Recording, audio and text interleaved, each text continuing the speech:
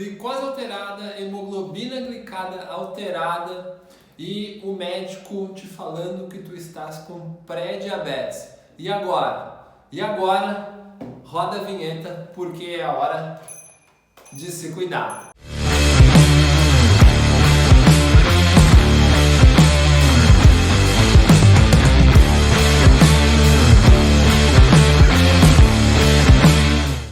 Fala pessoal, Peterson Figueira aqui e hoje eu quero conversar sobre pré-diabetes, exatamente como tu vai fazer para reverter um quadro de pré-diabetes. De acordo com a Sociedade Brasileira de Diabetes, 25% das pessoas conseguem reverter um quadro de diabetes. Então é um número baixíssimo e para te ajudar nisso eu vou hoje elencar uma série de fatores que tu vai poder estar aplicando no teu dia a dia para que tu não seja mais uma pessoa que vai acabar evoluindo para um futuro diabetes mellitus tipo 2. Então fica comigo até o final desse vídeo que ele tem muita informação bacana. Então antes de te explicar o que tu pode fazer para regredir o diabetes, eu preciso te mostrar quais são os fatores que progridem a doença, porque automaticamente vai ficar mais fácil de tu visualizar lá no final do vídeo como tu vai conseguir evitar um futuro diabetes mellitus tipo 2. Simbora então! O histórico familiar é um dos primeiros fatores que acabam contribuindo para uma progressão da doença. Então, se os teus pais eles têm diabetes mellitus tipo 2, é muito provável que tu tenha uma grande chance de vir a ter também. O que não significa que necessariamente tu vai desenvolver a doença. Isso, o histórico familiar, ele pode até ser um fator condicionante, mas nunca determinante da tua saúde, beleza? Um ponto importante também, se a gente está falando de mulheres, é que se essa mulher ela teve um histórico de diabetes gestacional, as chances dela progredir para um futuro diabetes também já ficam aumentadas.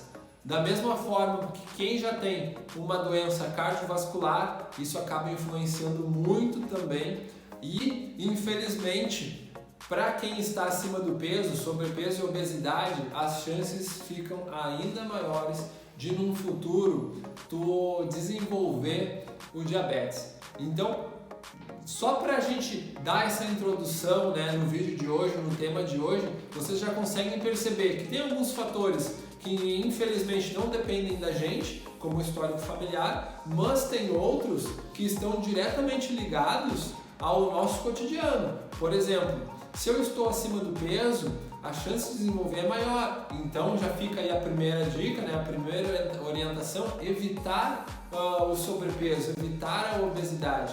Porque evitando essa doença, né? Evitando que eu fique acima do meu peso corporal, eu também vou evitar uma série de outras doenças, como a diabetes. Outro ponto importante que contribui muito para a progressão da doença são valores elevados de hemoglobina glicada, assim como valores elevados da glicose de jejum. Falando agora sobre as recomendações de prática de exercícios físicos, de acordo com a Sociedade Brasileira de Diabetes, a gente tem algumas recomendações que são, no mínimo, são básicas e muito simples de serem seguidas. A ASBD ela orienta a pelo menos 150 minutos de atividade física semanal. Ou seja, tu vai pegar esse número, vai dividir pelo número de dias que tu tem a condição de te movimentar e tentar fazer algo que se aproxime desse tempo.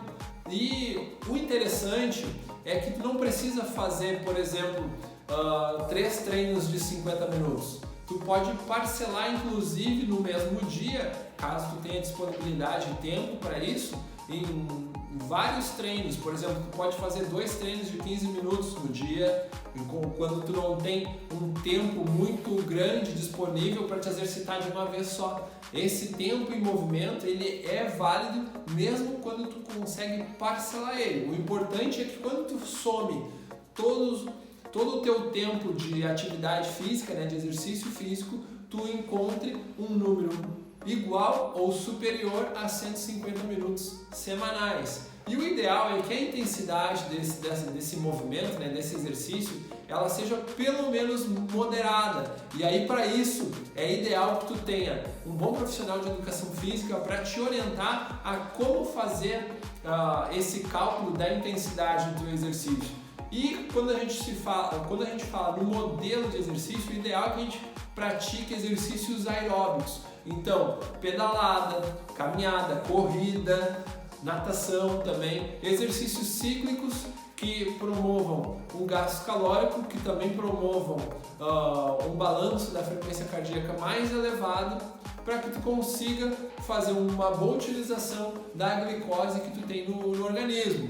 A SBD, ela também sugere uma redução de aproximadamente 7% do teu peso atual. Ou seja, se tu estás com sobrepeso ou obesidade, é interessante que tu reduza 7% desse teu peso inicial e que, de preferência, tu consiga dar continuidade ao processo de emagrecimento, ou pelo menos que tu faça uma manutenção dessa redução que tu conseguiu, para que se evite a diabetes tipo 2. Para vocês terem ideia da importância da intervenção no estilo de vida, nessas mudanças que eu trouxe para vocês até agora, ou seja, nessa redução de peso e na implementação do exercício físico, um programa de prevenção à diabetes, né, um estudo com muitas pessoas acabou comprovando que a mudança no estilo de vida, por muitas vezes, em maioria dos casos, ela é melhor até que a intervenção com terapia farmacológica. Então, em até 58% dos casos das pessoas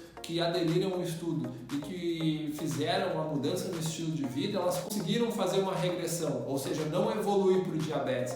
Enquanto outras pessoas no mesmo estudo que fizeram o uso de um fármaco, né, de um remédio, apenas 31% dessas pessoas conseguiram evitar essa progressão. Então, olha a importância da tua mudança no teu estilo de vida atual. E a SBD também traz como recomendações secundárias, né, que tu diminua ao máximo o teu tempo sentado, porque quanto mais tempo sentado tu fica, maiores são as chances de tu desenvolver desfechos, por exemplo, cardiovasculares. Então, a recomendação é que pelo menos que tu tentasse a cada 30 minutos te movimentar de alguma forma, dar uma caminhadinha, dar uma alongada, mesmo durante o trabalho, para que todos esses prejuízos, né, para que consiga se evitar a diabetes e também que tu consiga evitar sobrepeso ou outros desfechos cardiovasculares. Então, se tu chegou até aqui e tu gostou do vídeo de hoje, deixa aquele like, te inscreve no canal, que vai ajudar muito para mim continuar te entregando conteúdos para te melhorar a tua qualidade de vida, para te melhorar a tua saúde. Então, senta o dedo aí no like e até o próximo vídeo.